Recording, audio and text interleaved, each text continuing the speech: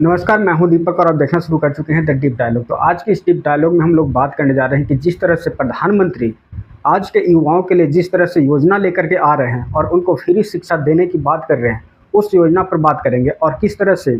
जो छात्र आज विपक्ष के बहकावे में आकर के इस तरह के आंदोलन कर रहे हैं, उस आंदोलन के बारे में बात करेंगे। तो लास्ट तक जरूर बने रहिएगा और वीडियो लास्ट तक देखिएगा। और नए होंगे तो चैनल को सब्सक्राइब कर लीजिएगा, बेल आइकन दबा लीजिएगा, जिससे जब भी वीडियो अपलोड करें तो आप तक चला जाए। तो पहले हम बात करना चाहते हैं कि प्रधानमंत्री जी जो एक योजना की बात किए हैं कि फ्री कोचिंग सेंटर देने वाले हैं छात्रों को। जिस तरह से अभी देख रहे हैं कि शिक्षा व्यवस्था में जिस तरह से छात्रों को लूटा जा रहा है, उस छात्रों को कोचिंग में किस तरह से फंसाया जा रहा है। और आज के जो सरकारी स्कूल हैं या विद्यालय हैं, उस विद्यालय में ना पढ़ने जा करके आज के कोचिंग जाते हैं पढ़ने के लिए, और उस कोचिंग में छात्रों से बड़ी मोटी रकम लूटा जाता है, उनसे मांगा जाता है। और जब सिलेक्शन के बारी आता है तो सिलेक्शन की बारी में आपको देखें कि मात्र 5 से 10% छात्र सिर्फ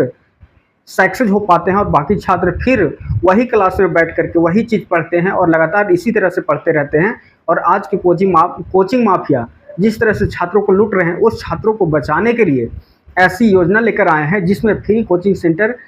जो चलाने की एक योजना है प्रधानमंत्री जी के द्वारा। उस योजना में जो छात्र पढ़ना चाहते हैं, जो स्कूलों में जाते हैं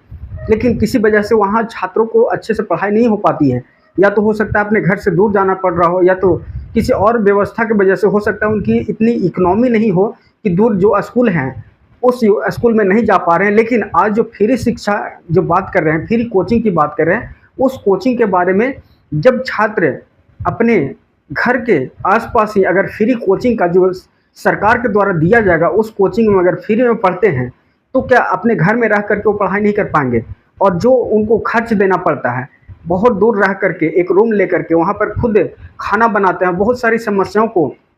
झेलते हुए पढ़ाई करते हैं। इससे छुटकारा पाने की एक बहुत ही अच्छा योजना है, जिसमें कह सकते हैं कि फ्री कोचिंग का एक क्लास चालू होने वाला है। और साथ ही एक और योजना की बात कर रहे थे, उस योजना में कहा गया है कि आज नए युग में जिस तरह से एआई अपना घर बना रहा है, और कहा जा रहा है कि एआई की वजह से बहुत सारे जो कि जॉब अपॉर्चुनिटी है जो कि ख़त्म होते जा रहा है। लेकिन आज के प्रधानमंत्री जो 15 अगस्त के शुभ अवसर पर जिस तरह से योजनाओं का उद्घाटन किया, उसमें कहा जा रहा है कि एआई में 1 करोड़ छात्रों को स्किल देने की कोशिश करेंगे, और जिससे उस 1 करोड़ छात्रों को एआई में कहीं न कहीं जॉब अपॉर्चुनिटी बनने की एक रास्ता बनेगा। और जो बेरोज़गारी की बात कर रहे हैं, जैसे प्रधानमंत्री जी लगातार करोड़ों करोड़ रोज़गार देने की बात कर रहे थे, तो उसमें भी 1 करोड़ जो बात कर रहे हैं कि एआई स्किल देने वाले हैं छात्रों को, उस स्किल से वो पैसा कमा सकते हैं और अपने घर को संचालन कर सकते हैं। साथ में जिस तरह से अभी सरकारी जो जॉब आ रहे हैं, जैसे रेलवे में ही बात करें कि रेलवे में लगातार पहले कुछ गड़बड़ियाँ थी जिससे 5 साल पर वैकेंसी आ रही थी, लेकिन अब हर साल हर एक वर्ष अलग अलग कैलेंडर जारी हो रहा है और अलग अलग तिथि तक डेट तक क्लियर हो जा रहा है कि उस डेट को एग्ज़ाम होगा, और इस डेट तक, इस मंथ तक आपका ज्वाइनिंग हो जाएगा और जो भी प्रोसेस है क्लियर हो जाएगा। और हर बार जिस तरह से रेलवे अपना काम कर रही है, और बहुत अलग अलग जो कि डिपार्टमेंट एसएससी की कहें तो एसएससी में भी इस तरह से कैलेंडर हर साल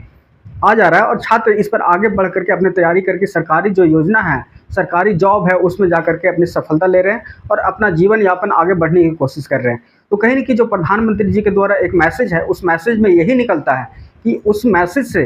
जो छात्र पीछे रह रहे हैं और जो छात्र आज के कोचिंग माफिया जिस तरह से छात्रों को लूट रहे हैं, और यहाँ पर देखिएगा कि एक-एक टीचर मात्र 1000 अगर वैकेंसी है तो रिजल्ट देने की बारी आती है तो 5000 रिजल्ट आ जाता है। कहाँ से रिजल्ट आ रहा है? जब 1000 वैकेंसी है तो आप 5000 स्टूडेंट का रिजल्ट कहाँ से दे रहे हैं? तो कहीं न कहीं छात्रों को भरमाया जा रहा है और कहीं न कहीं कन्फ्यूज़ करके, और अपना जो प्रचार है उस प्रचार को आगे बढ़ा करके और कोशिश कर रहे हैं कि अपना जो दुकान है वो बहुत अच्छे से चलते रहें। और जब आती है, जो अभी देख सकते हैं कि प्रधानमंत्री भी एक 2047 का एक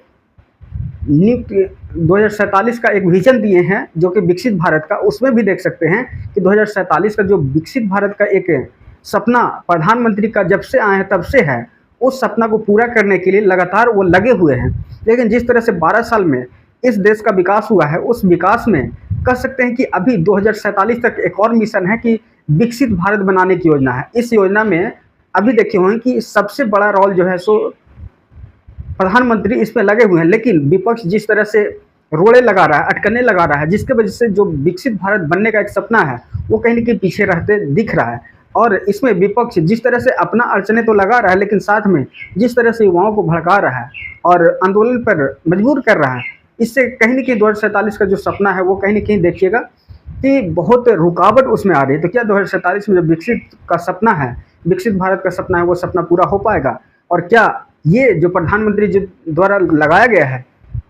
प्रधानमंत्री जी द्वारा जो सपना दिखाया गया है, उस सपना को पूरा करने में छात्रों को साथ नहीं देना चाहिए? क्या छात्र, आज के युवा, क्या भारत को विकसित भारत नहीं देखना चाहते हैं? तो ये बहुत बड़ा सवाल है। जिस तरह से प्रधानमंत्री अपने मजबूती से आगे बढ़ रहे हैं और अभी भी जिस तरह से उन पर छात्रों द्वारा प्रोटेस्ट करके या अलग-अलग बातों को भरमा करके और उनको जो स्पीड है उसको रोकने की कोशिश किया जा रहा है छात्रों के द्वारा, उस पर कहीं न कहीं नकेल कसते हुए आगे बढ़ने की कोशिश कर रहे हैं। और जो 2047 का सपना है, उस सपना को पूरा करने के लिए प्रधानमंत्री जी लगे रहेंगे। लेकिन अभी देखेंगे कि विपक्ष लगातार उन पर बहुत सारी अफ़वाह या कह सकते हैं कि अलग-अलग तरह का मैसेज दे करके उनको बदनाम करने की कोशिश है। यहाँ पर ये भी कहें अभी प्रधानमंत्री, उसमें कहा है कि जो दिमागी नक्सल हैं, दिमागी नक्सल की बात कर रहे हैं, उस नक्सल की बात कर रहे हैं जो आज देश को आगे बढ़ने से रोका जा रहा है, देश को विकसित बनने में रोड़े बन रहा है। इसको कहीं न कहीं कह सकते हैं कि प्रधानमंत्री द्वारा उन दिमागी नक्सल को रोकने के लिए एक मैसेज संदेश दिया गया है, जिसमें बहुत ही कह सकते हैं कि अगर ये दिमागी नक्सल को कंट्रोल किया जाए, जिस तरह से अभी कहा जा रहा था कि नक्सलबाज जो बंदूक के दम पर देश को कंट्रोल करता था, लेकिन आज दिमागी नक्सल है, तो दिमागी नक्सल को भी कंट्रोल किया जाएगा। आप सब क्या सोचते हैं, कमेंट में ज़रूर बताइएगा और नए होंगे तो चैनल को सब्सक्राइब कर लीजिए। धन्यवाद।